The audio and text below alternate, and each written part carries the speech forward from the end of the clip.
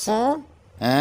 กลางวันเนี่ยจะกินผักสังกลางวันนี่กินไส้เย็ดยาก็ไข่โคมมะเขือส้มเนื้อวัวหอยทำใครกินผักซะในยาว่าลายเมียวมันอีหนึ่งแหละปนนั้นสุซ้ำเคยกินสังละเขาเคยกินปูหมูต้มเนื้อไก่เมื่อเพิกจังกินแล้วมื้อแนมมีขยำกว่าซื้อยาว่าฮัลโหลกว่าที่ห้องการก่อนบ่ยาก็ตัวรู้เฮาบ่หังเฮียนไว้ตั้งน้ำยาหอยเขาเคยกินปูหมูต้มเนื้อไก่ก้อยมันหวานยาก็หอมเตยา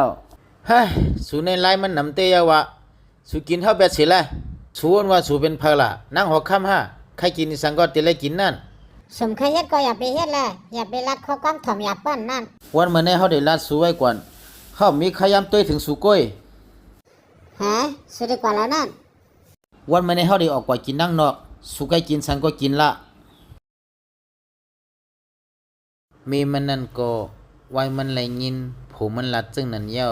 ทางว่าผมมันติออกกว่ากินข้าวตั้งนอกหังกวยมันก็เหลียวเต้มันไหนก็จังแรงงอเสียว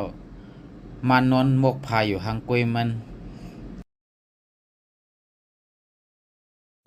ตีเต้ผมมันไหนก็อำเลยกว่ากินข้าวตั้งนอกมันหนังมันหวานนั่นหนังเก่าผมมันก็มาซื้อผักตีนอากาศ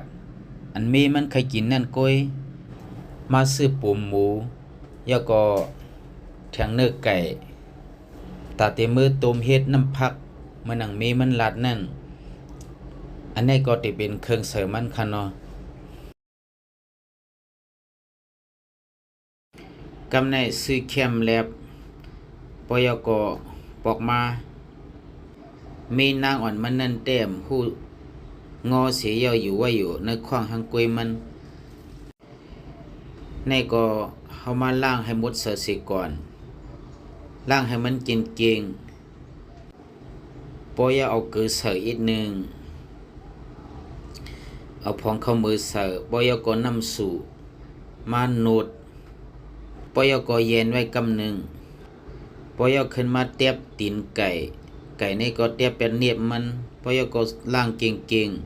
ๆเฮาส่งขึ้นมาสุกอันเย็นไว้มื้อไก่แน่ล้างให้มันเก่งๆปอยเอาเป็ดมันให้หมดใส่สั่งเอาไก่แน่ใส่เข้ากับตั้งตูปอยก็มาเย็บเป็ดปอยเฮาก็มาตุ่มน้ำมันเป็ดกำนึงใส่ขิงต้นหอมยาก็เหล้าต้มเป็ดไอเขียวมันนั่นน่ะเนาะไอเหม็นมันปอไหลยาก็เอาออกยาก็ขึ้นตั้งน้ำมันจังเอาใส่ลงกว่าเที่ยงปอยเอาหมักขอเครื่องมันจะแน่ใส่ลงกว่าเพราะว่าตัวหมอน้ำมันยาก็ขึ้นเอาออกมาผ่าซึ่งไหนในก็เอามาซอยเป็นเชียนซึ่งไหนใส่ลงกว่าเนื้อน้ำมันปอยเขาสั่งมาเตียบ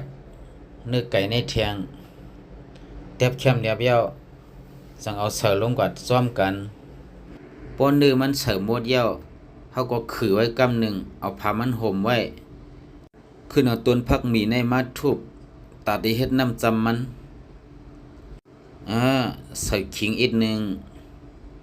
เอาน้ำมันสุกใส่ปอยก็เกลือหวานน้ำส้มเขาก็มาคนขนาดก็เข้มเรียบยาวะ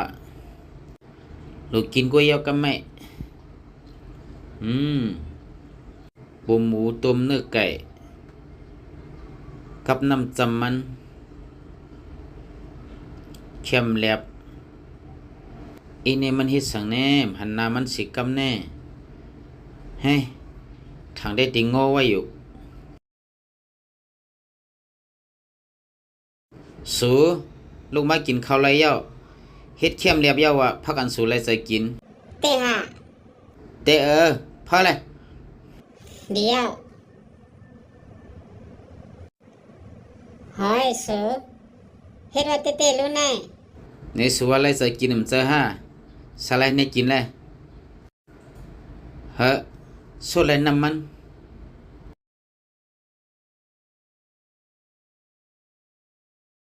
สือในกวยว่าลีต่อเฮาห้ามลีต่อสูซ้ำดีกว่าลีต่อพอละสุ่มยินเปิ้นลาดลาดอีสังจำเจอพาดันแล้วก็อำปิ้งดันมีตัวเจ้าเก่าเลยหรอโปเมเป็นอาสาเข้ามาเฮาตอบเตียนกลุ่มหมุนเขาก็เลยเย้าปีน้องกันจำใจกันดันแล้วก็โป ราะว่ามีนาเฮือนตูเจ้าเก่ามาตีอยู่หังเผอหังมันกว่าก้อยลูกยิ่งลูกใจเฮาจำใจตันฮือก็ปอสุเทนมีนาเฮือนมาตีเสียกเปียกคู่ของกันกว่าก้อยก่อนที่อยู่จอมเฮากวาดอดเท่าในเป็นมีเฮาก้อยย้อนนั้นเป็นสังไรเฮาเตรียมและลีต่อสุละมา